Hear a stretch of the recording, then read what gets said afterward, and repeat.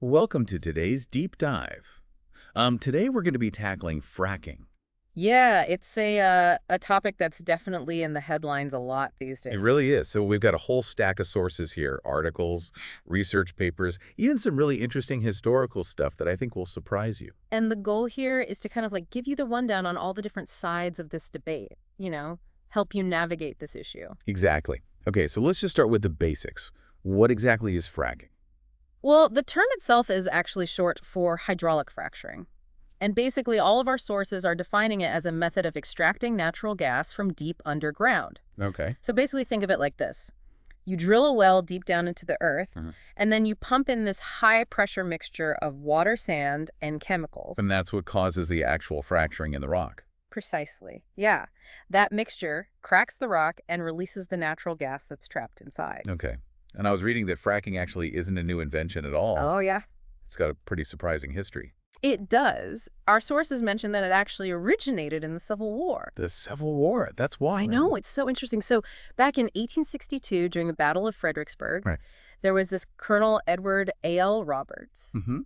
and he was observing how artillery fire was impacting the flow of water in nearby channels. Wow. And it's kind of fascinating how a wartime observation like that could spark an idea that would eventually evolve into modern-day fracking. That's amazing. So from cannons to high-pressure pumps, that's quite the journey for this technology. It really is. And throughout the 20th century, the focus shifted from explosives to using these high-pressure liquids to fracture the rock formations. Okay. But I think the real turning point came in the 21st century with Right. this combination of horizontal drilling and something called slick water. Slick water, what is that? So it's basically a mixture of water, sand, and chemicals, but it's specifically designed to reduce friction during the actual fracking process. So this allows the fluid to travel further and create those longer fractures in the rock and ultimately release more gas. Ah, so it's kind of like greasing the skids for that gas to flow out. Exactly. It makes the whole process a lot more efficient. I see. So that combined with horizontal drilling, which lets these wells extend thousands of feet sideways Hmm. through these shale formations, Right. really made it possible to get at these huge reserves of natural gas. Exactly. And made it economically viable as well. Yeah, that makes sense. So that's why we've seen this huge increase in fracking activity in recent decades. Yeah, and you also have those growing global energy demands, and I think this desire to be less reliant on foreign oil. Hmm. Those all kind of came together to create this perfect storm for fracking to really take off. Right. But with any kind of boom, there's often a backlash. And that brings us to kind of the heart of the debate surrounding fracking. Is this really a solution to our energy needs? Or is this a path we should be avoiding? Yeah, it's definitely a complex issue with very strong arguments on both sides. And even within the US, you can see this divided landscape. Yeah, you're right. I mean, some states like Vermont, New York, Maryland, and Washington, they've completely banned fracking. Right. And then you have other states like California are taking more of a phased approach.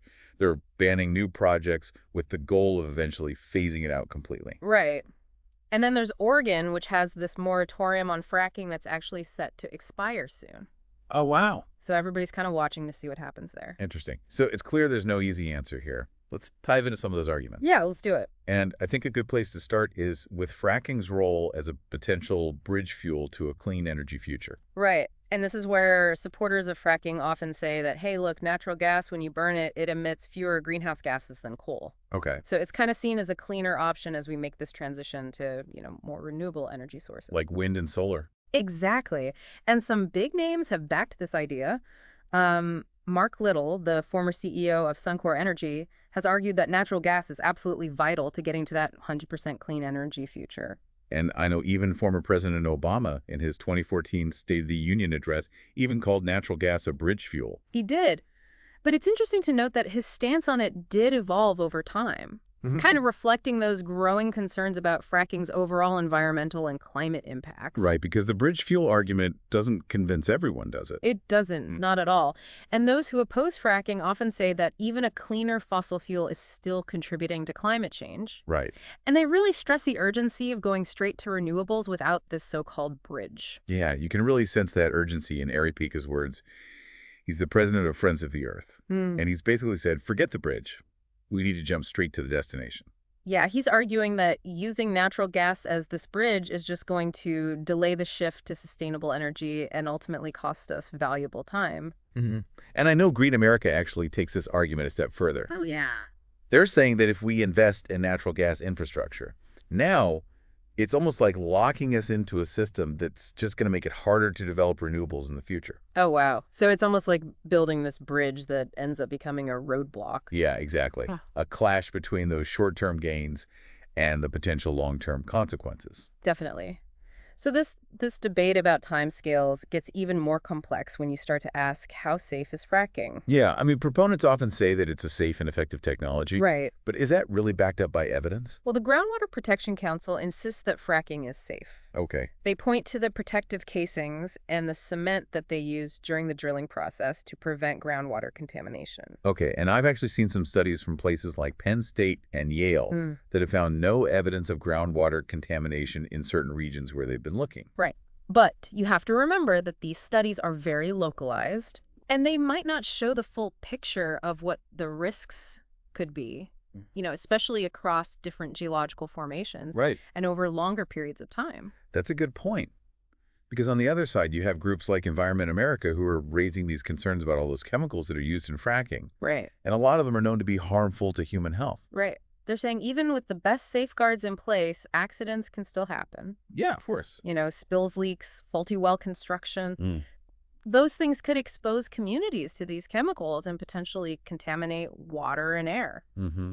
What of the argument that fracking causes earthquakes? I've heard that a lot. Yeah, so that's where the science gets a little bit more nuanced. The USGS actually acknowledges that fracking itself doesn't often directly cause those felt earthquakes, Okay. but there is growing evidence linking wastewater disposal wells, which are a byproduct of fracking, Right. to an increase in seismic activity, especially in areas where that type of disposal is really common. Okay, so even if fracking isn't directly shaking the ground, the way it handles its waste can still have consequences. Exactly. Yeah. It really highlights the importance of looking at the entire life cycle of fracking, from drilling to extraction and waste disposal to really evaluate the overall safety and environmental impact. And then there's that Cornell study that found that fracking might actually release more methane than coal, Yeah. which is a really potent greenhouse gas. Right. It really challenged that whole cleaner than coal argument. It did. Hmm. So from potential water contamination to air pollution to induced earthquakes, there's a lot of environmental concerns surrounding fracking. It seems like this bridge might be a lot shakier than some people claim. Yeah, that's a perspective that a lot of people share, including Senator Bernie Sanders, who's been very vocal about his opposition to fracking. He's called it a danger to our water, our air, and the climate. Right. And his stance really reflects this growing movement of people who are demanding a complete shift away from all fossil fuels. Yeah. And that includes natural gas extracted through fracking.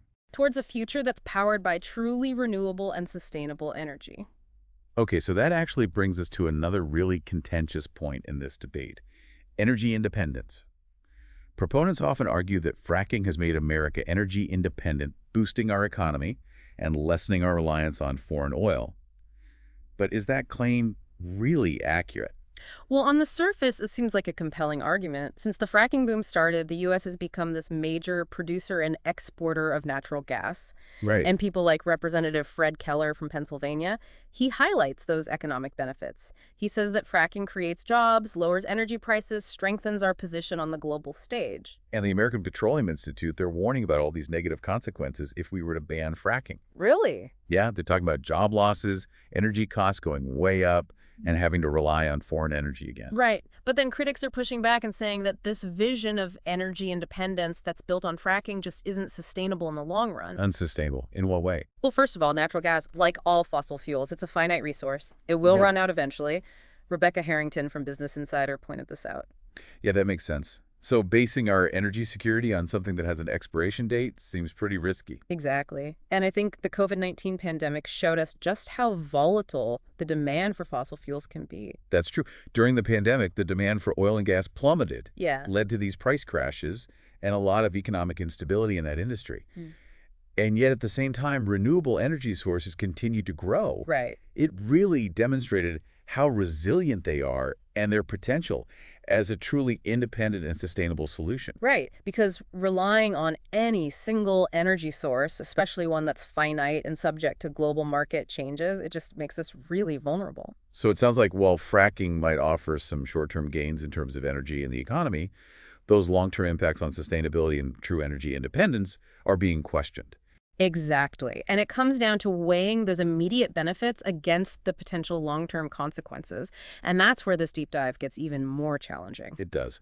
We've covered a lot today. The origins of fracking, the science behind it, the debate over it being a bridge fuel and all those different viewpoints on its safety, its impact on the environment, and its role in energy independence. Right. And it's clear that this is not a black and white issue. Not at all. There are really valid points on all sides. So it's important to dig deeper to understand the nuances and to consider all the implications of these energy choices. And that's exactly what we're going to do in part 2 of this deep dive. Okay. We're going to explore some of the potential ways forward and see how we can navigate this complex energy landscape while making sure that the future is sustainable for generations to come. Sounds good. So stay with us. We've got a lot more to uncover as we continue this deep dive into the world of fracking. Welcome back to our deep dive into fracking. Before we go any further, I think it's helpful to recap where we left off. Yeah, we really dug into, the history of fracking, how it evolved from this, kind of obscure Civil War observation to this major player in the global energy system. Right, and we uncovered that really heated debate about its role as this so-called bridge fuel. Yeah, and we weighed the evidence, on both sides about its safety and its environmental impact. And of course, we looked at those claims about energy independence that fracking is fueled, but we also saw how those claims maybe don't hold up so well when you consider those finite resources and how volatile the market can be. Exactly. And I think what's become really clear is this isn't a simple issue. There are good points on both sides, Right. which makes it even more important to really explore potential solutions and ways forward. So if fracking is this controversial bridge, as so many people call it, where does it actually lead us? How do we make sure it doesn't become this permanent thing that delays our move to more sustainable energy sources? Right, that's the big question. And I think one possible answer is in how we approach this technology. What if we think of it as a temporary measure, something to give us time while we really ramp up the development of cleaner alternatives? So it's like we're using this bridge to buy us time to build a better path forward. Exactly. But to do that, we need to be strategic. We need to have a multi-pronged approach. Okay. What would that look like? Well, first, we need really strong regulations, and we have to enforce them to minimize the risks that are associated with fracking. So making sure that companies are following the highest safety standards. Right. And environmental standards as well. We have to protect people and the planet. Absolutely. Right. So holding the industry accountable and making sure that their profits don't come at the expense of public health or the environment. Exactly. But regulations alone aren't going to be enough. We need to invest heavily in those renewable alternatives. Right, because we can't just sit around and wait for them to magically appear. Exactly. We have to incentivize research and development, streamline the processes for getting permits for solar and wind projects, and create policies that actually encourage the growth of a diverse renewable energy sector. But what about the communities that are already dealing with the negative effects of fracking? That's a really important point. We need to make sure that everyone benefits from this transition to cleaner energy, not just a few. So what would that look like? Well, we need to invest in job training programs for workers in the fossil fuel industry. Okay. Give them opportunities to learn new skills and find jobs in this growing clean energy sector. And we need to provide support to communities that have been dependent on those fossil fuel jobs. Right. Help them to diversify their economies and build a more sustainable future. So essentially creating a future where clean energy isn't just something we talk about, it's the norm. Exactly. While also making sure that the transition is just and equitable for everyone involved. But how can we actually make this happen? What can we do as individuals to contribute to this shift? Well, I think staying informed is really important. Mm-hmm. Reading about these issues, understanding the different sides of the argument, engaging in thoughtful discussions, these can all help us make more informed choices. And I think it's easy to forget about the power of our choices as consumers. That's true. Supporting companies that prioritize sustainability, investing in energy-efficient appliances, just being more mindful of your own energy consumption. All those things add up. They do. It's about taking responsibility for our own energy footprint and pushing for policies that support a cleaner and more sustainable future. And while those national and global efforts are happening, I think it's important to remember that change often starts locally. Absolutely. Getting involved in community initiatives, supporting local renewable energy projects, and advocating for policies that promote energy efficiency in your own town or city. Yeah, those things can have a real ripple effect. It's about recognizing that we're not just consumers of energy, Hmm? we're active participants in shaping the future of energy. So if we are all working towards this cleaner energy future, what kind of roadblocks might we run into along the way? Well, one big one is the political landscape. The fossil fuel industry has a lot of influence. They lobby for policies that benefit them and often try to slow down progress on renewable energy. It's that classic struggle between powerful interests and the need for change. Exactly. And to overcome that, we need to raise public awareness, mobilize grassroots movements, and elect leaders who are serious about climate action and a just transition to a clean energy economy. But it's not just about politics, right? There are also some technical challenges that we have to figure out. Absolutely. Even though renewable energy technologies have come a long way, we still need to address things like energy storage grid modernization and developing new materials and processes for solar panels, wind turbines, and batteries. So it's an ongoing effort to innovate and improve to make renewable energy more efficient, more reliable, and more affordable. Exactly. And that requires consistent investment in research and development Mhm. and collaboration between governments, industry, and research institutions. And a willingness to embrace new technologies and solutions. Absolutely. Speaking of solutions, we've talked a lot about solar and wind power, but there are other renewable energy sources out there. Yeah, that's a good point. I think it's important to remember that a sustainable energy future probably involves a mix of different renewable sources. Right. Not just relying on one or two. So harnessing the power of the sun, the wind, water, and even geothermal energy from the earth itself. Exactly. Each one has its own strengths and weaknesses, and by diversifying our energy mix, we can create a system that's more resilient and less likely to be disrupted. And we can't forget about the importance of energy efficiency. Absolutely. Reducing how much energy we use in the first place through things like smarter building design, more efficient appliances, and changing our own habits. So using less energy overall, not just finding cleaner ways to produce it. Exactly. It's about taking a holistic approach with solutions on both the supply side and the demand side, working together to build a more sustainable and equitable energy future. This move to a cleaner energy future might seem like a big challenge, Yeah, but I think it's important to remember that we don't have to do everything perfectly right away. right. It's about making progress step by step and constantly striving to improve. Exactly. And with that mindset, I think we can navigate all the complexities of the energy landscape and create a world where both people and the planet can thrive. Definitely. We've looked at some potential paths forward, acknowledged some of the challenges, and really highlighted how important individual and collective action are. But this conversation isn't over yet. There's still a lot to think about, especially when it comes to the long-term consequences of our energy choices. Right. And that's where we'll pick up in part 3 of this deep dive.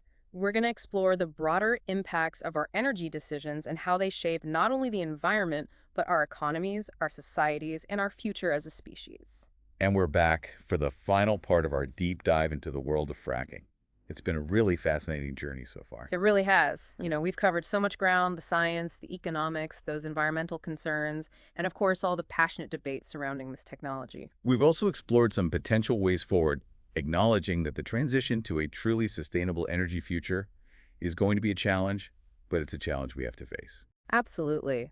And as we wrap up this deep dive, I think it's important to step back and look at the bigger picture.